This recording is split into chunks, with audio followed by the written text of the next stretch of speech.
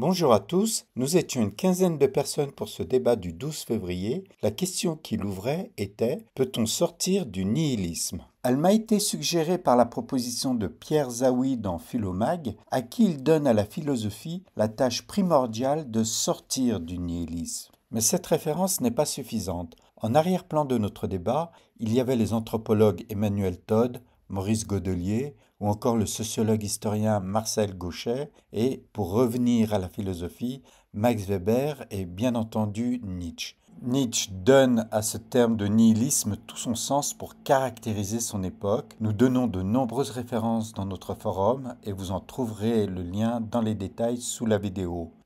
Mais définissons rapidement le terme et donnons quelques éléments de la pensée de Nietzsche pour saisir les enjeux de notre débat. Nihilisme, du latin nihil, signifie rien. Avec le isme, le nihilisme devient une doctrine de la négation, c'est-à-dire où rien ne peut exister. Mais qui défend une telle doctrine? À vrai dire, personne de manière absolue, car de rien, il ne peut rien naître, et donc, pour faire proposition de quelque chose, il faut nécessairement s'appuyer sur une logique du possible et dès lors sortir du nihilisme. Bon, je dois ici écarter les cas qui sont en profonde dépression, dans des stades mélancoliques, où le moi, le sentiment de soi sont inaccessibles, car la personne est profondément atteinte dans son désir d'exister. Il est néanmoins tout à fait probable que cela ait à voir avec une époque ou une ambiance dite de nihilisme, et que ces personnes, par d'innombrables facteurs de vulnérabilité, se trouvent incarner ce qu'on entend par le nihilisme, c'est-à-dire le fait de parvenir à sa propre destruction.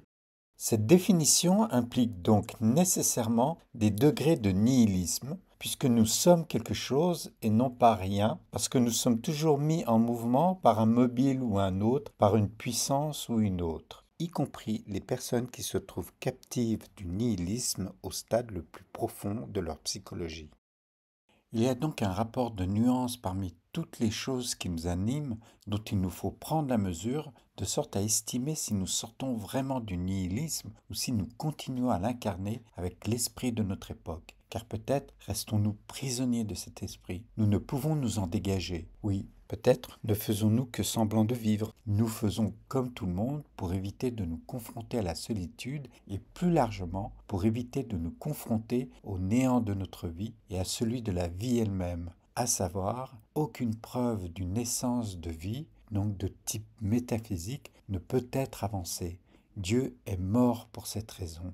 Et ce n'est pas parce que Nietzsche l'a tué, mais parce qu'il fait le constat qu'il ne peut être prouvé et que si quelqu'un venait à en faire l'expérience, il ne pourrait la communiquer car il n'aurait pas les moyens de nous faire accéder à son savoir et, s'il le pouvait, nous serions rendus impuissants devant la toute-puissance de Dieu. Nous serions ainsi absorbés par lui et nous n'aurions alors plus aucune liberté. Petit passage rhétorique, nous pouvons défendre l'idée que, absorbés par Dieu et ne pouvant plus nous en différencier, nous aurions retrouvé notre pleine liberté, mais dès lors, nous nous retrouvons dans la position première où, ayant expérimenté Dieu, je ne peux le communiquer et les témoins qui m'écouteraient devraient me croire sur parole, me suivre au nom de l'expérience que j'aurais faite de Dieu, car elle ne peut précisément se communiquer.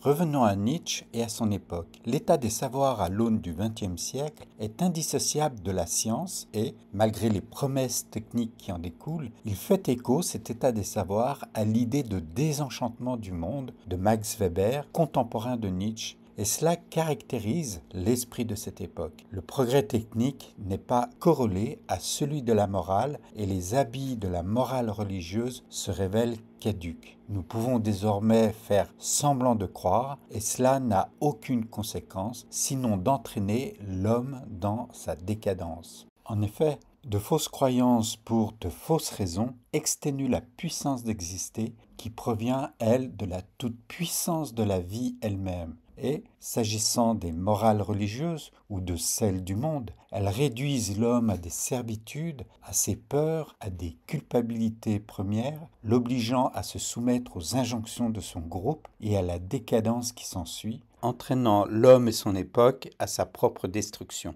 Il est temps de passer aux questions que nous nous sommes posées. Benoît a immédiatement demandé « Si je défends l'idée qu'il n'y a rien, mais mais que le but de la philosophie consiste à prouver le contraire, et que personne parmi mes interlocuteurs ne peut ou ne veut l'entendre, avons-nous encore une raison de nous parler ?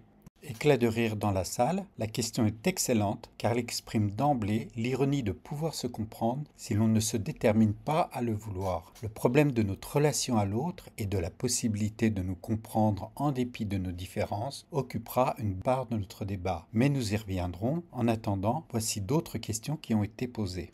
La question du nihilisme sur le plan individuel invite François à illustrer un cas à la fois typique mais également profondément actuel. Voici sa déclaration. Je ne crois absolument en rien, je suis profondément athée, la vie n'a absolument aucun sens, c'est d'ailleurs un présupposé qui me dérange qu'elle en ait, la vie est d'autant plus belle qu'elle n'a pas de sens.